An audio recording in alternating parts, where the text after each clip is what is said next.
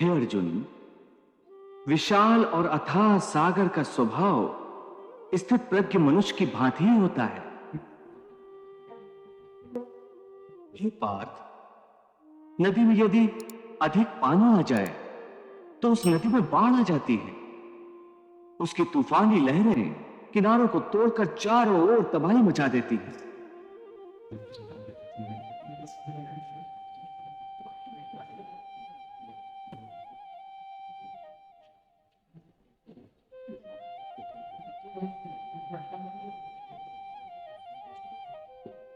यह हाल एक क्षुद्रपन वाले व्यक्ति का होता है।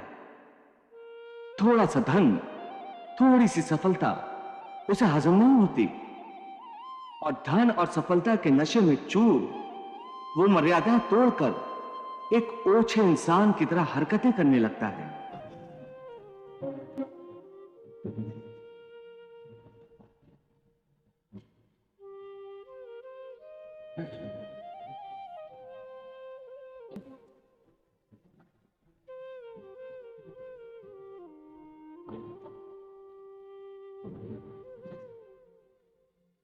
परंतु स्थित प्रज्ञ मनुष्य एक सागर की भांति होता है, जिसमें चारों ओर से नदियों का जल निरंतर जमा होता रहता है।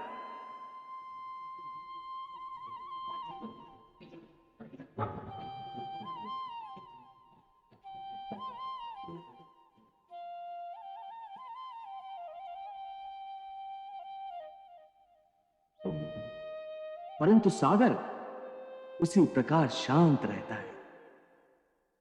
नदियों का जल उसकी गहराई में गुम हो जाता है और सागर कभी अपने किनारे नहीं तोड़ता। उसके अंदर जल का स्तर वही रहता है।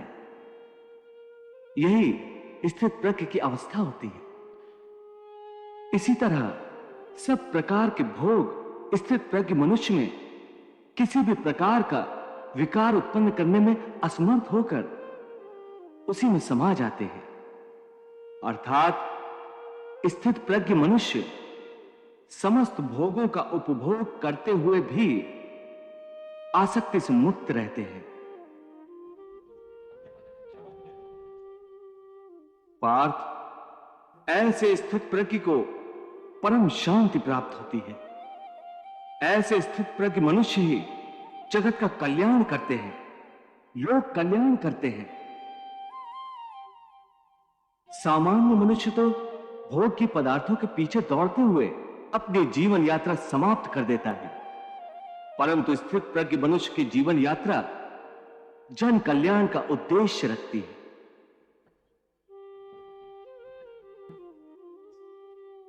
प्रभु, भगवान श्री कृष्ण के कथन अनुसार स्थित प्रज्ञ मनुष्य आसक्ति से मुक्त रहते हैं, परंतु जब कोई मनुष्य संसार में रहकर संसार को भोग रहा हो तो देखने वाले तो उन्हें भोगी ही समझेंगे ना? हाँ देवी, स्थित प्रज्ञ मनुष्य को इसकी चिंता कहाँ होती है कि कोई संसारी उसे क्या समझता है।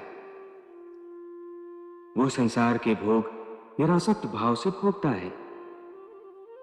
ऐसा धीरमती पुरुष यदि किसी नर्तकी का नृत्य भी देख रहा हो तो उसको भी वो भगवान की लीला समझकर देखता है।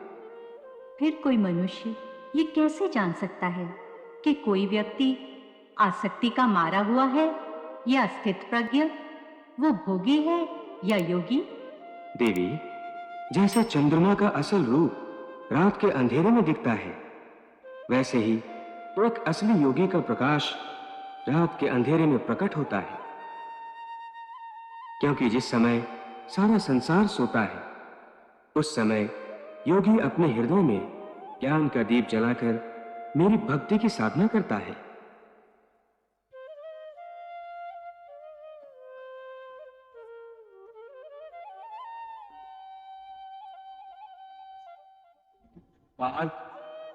सामान्य मनुष्य रात्रि का अंधकार होने पर सो जाता है तथा सूर्योदय होने पर जाग जाता है, परंतु योगी की दृष्टि में दिन का सोना जागना महत्वपूर्ण नहीं है। कर्मयोगी ज्ञान के प्रकाश को दिन तथा अज्ञान के अंधकार को ही रात मानता है। पार्थ, विषयों के बारे में अज्ञान रात्रि के अंधकार के समान है। संसारी मनुष्यों की रात्रि के समय अज्ञानी नाशवान सांसारिक सुख उपभोगों में व्यस्त रहते हैं।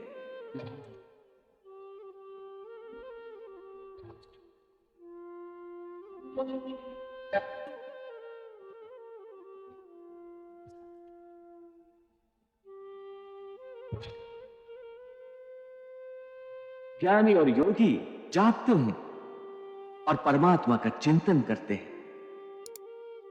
या निशा सर्वभूतानां तस्याम जागर्ति संयमी यस्याम जागृति भूतानि सा निशा पश्यतो मुनेः।